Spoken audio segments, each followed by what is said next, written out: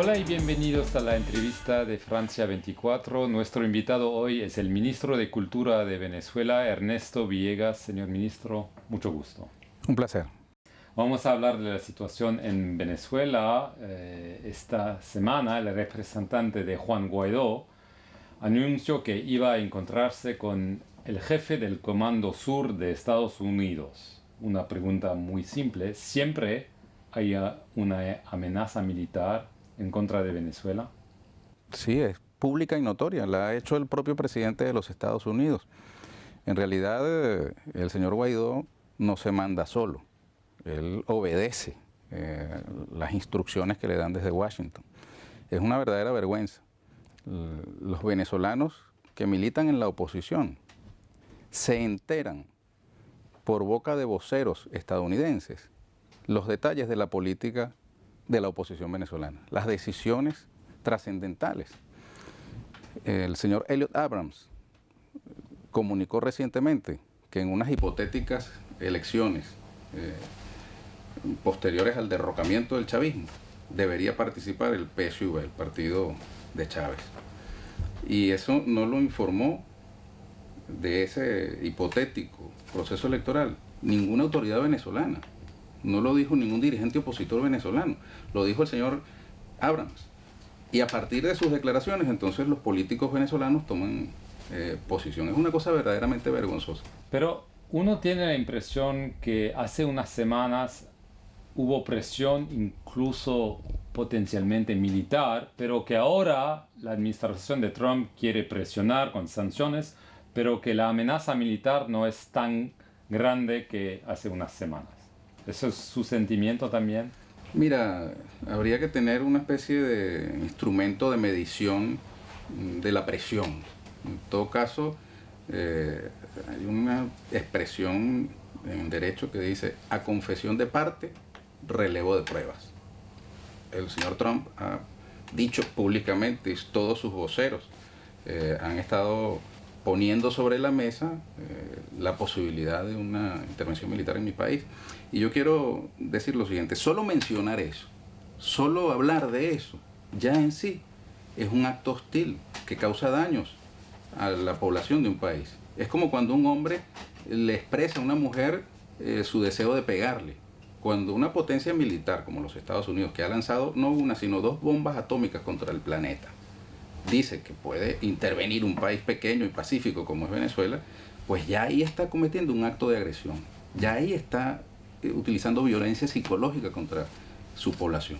Hubo unas discusiones, un diálogo, negociación, hay pelea para definir exactamente lo que pasó en Noruega entre miembros del gobierno, miembros de la oposición. ¿Eso debe continuar, va a continuar, o era solo para mostrar que los dos campos se pelean, pero también quieren discutir? Mira, el presidente Nicolás Maduro ha sido insistente en llamar a la oposición venezolana al diálogo. Y ha sido lamentablemente la oposición, el liderazgo opositor, el que se ha dejado influir por el ala extremista de la derecha estadounidense que actualmente controla el poder político en ese país. La decisión de si la oposición venezolana se sienta o no se sienta a conversar con el gobierno del presidente Nicolás Maduro Moros no es de la oposición, es una decisión que toman en Washington, lamentablemente. Pero entonces, ¿hubo decisión en Washington de decir a la oposición hay que sentarse con representante del gobierno Maduro en Noruega? Bueno, yo dificulto que hayan podido hacerlo sin una aprobación de quienes mueven los hilos. Entonces es un cambio desde Washington también, de decir a la oposición hay que dialogar, no hay que intervenir militarmente, ¿no? Bueno, es una interpretación válida dentro de, por supuesto, digamos, la reserva que lógicamente un proceso como este exige a las partes. Yo no soy vocero de esas conversaciones, pero es una interpretación válida la que tú has hecho. Juan Guaidó dijo hace unos días que estas discusiones solo pueden ser discusiones para preparar la salida del presidente Maduro. ¿Cuál es su reacción?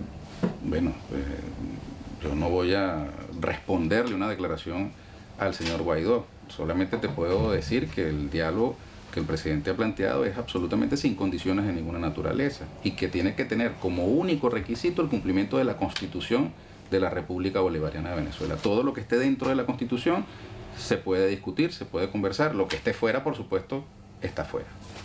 Pero obviamente hay diferencias de interpretación sobre esta Constitución. El presidente obviamente quiere negociar, pero no quiere negociar su salida. Eso es muy claro. Bueno, es una afirmación que está haciendo tú. Lo que deberíamos hacer todos los venezolanos es ponernos de acuerdo en que el marco en que podemos discutir es la Constitución. Y dentro de esa Constitución hay infinidad de opciones que fueron previstas por el constituyente del año 99 para enfrentar distintas situaciones. Pero obviamente esto pasa por el respeto a las reglas del juego ahí establecidas. Pasa porque conversemos los venezolanos, digamos, rechazando las opciones de la violencia, la opción de la intervención extranjera. Y la ayuda humanitaria. Siempre el presidente dijo, no queremos ayuda humanitaria porque es una manera de intervenir en el país.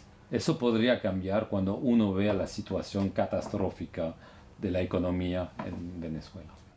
Respecto de esta supuesta ayuda humanitaria que el 23 de febrero pasado se intentó, digamos, camuflar como excusa para una intervención extranjera en el país, para un golpe de Estado, obviamente que está absolutamente descartada. Pero yo te quiero informar que el presidente Nicolás Maduro Moro se ha reunido con las más altas autoridades del Comité Internacional de la Cruz Roja y con la Federación de la Cruz Roja y se ha estado sin violentar la Constitución, sin que suponga ningún tipo de conflicto, trayendo a Venezuela, o llevando, mejor dicho, a Venezuela, una cantidad de equipamientos médicos, plantas eléctricas que son necesarias para atender el derecho a la salud de los venezolanos y venezolanas. Esto se va a acelerar, más cooperación con organismos como la Cruz Roja, las Naciones Unidas, para ayudar a la gente. Bueno, también China y Rusia han enviado ayuda que Venezuela recibe complacida porque se hace respetando la soberanía de Venezuela. Nadie puede imponerle a un Estado la ayuda con la amenaza de fuerza, que fue lo que intentaron hacer el 23 de febrero, que al final no era ninguna ayuda. Cuando tú te pones a ver los camiones que pretendían pasar de Colombia a Venezuela, contenían muy pocas, digamos, mercancías, porque al final se consiguió que allí había alambres y una serie de cosas que no eran realmente ninguna ayuda humanitaria y que la misma oposición terminó quemando.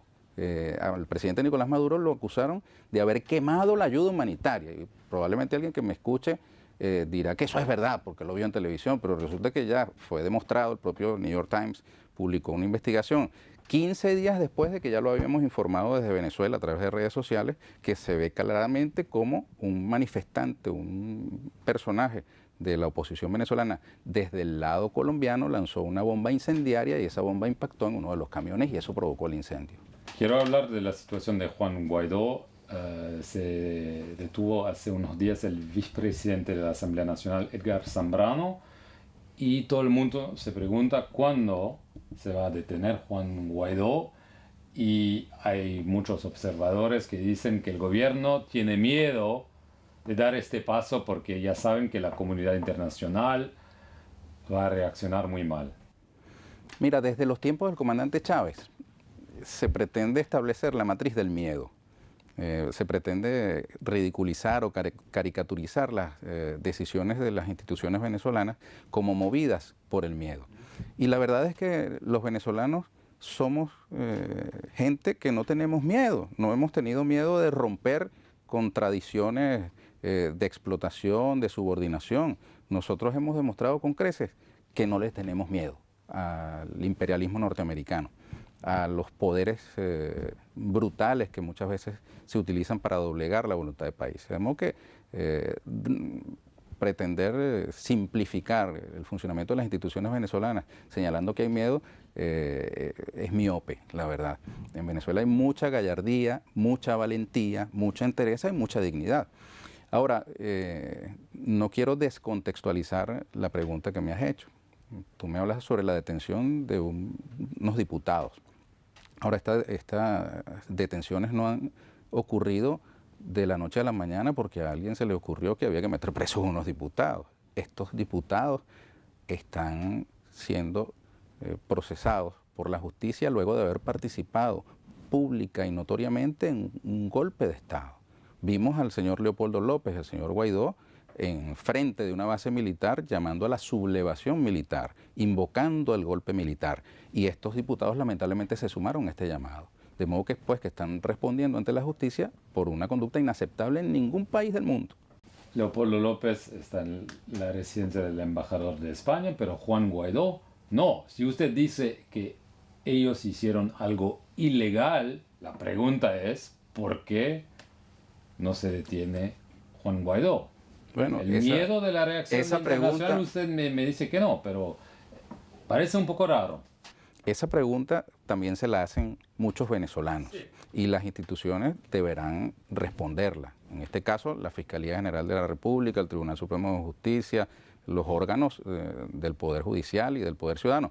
Ahora, sí te puedo decir que desde el punto de vista político, pues yo no soy vocero de las instituciones judiciales, pero desde el punto de vista político debemos decir que el señor Guaidó ha estado cometiendo suficientes errores como para no interrumpirlo.